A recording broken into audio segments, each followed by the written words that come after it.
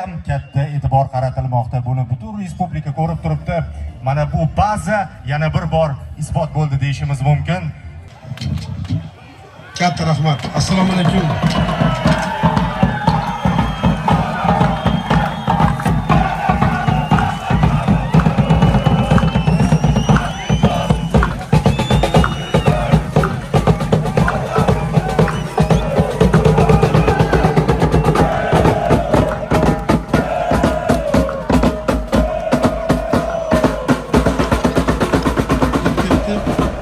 Prezidentimiz boshchiligida O'zbekistonda yangi O'zbekiston qurish yo'lida hamma sohalarda, hamma jabhalarda, hamma yo'nalishda xalqimizni rozi qilamiz deb yangi islohotlar, yangi burilishlar, yangi g'oya, tashabbuslar amalga oshirilmoqda.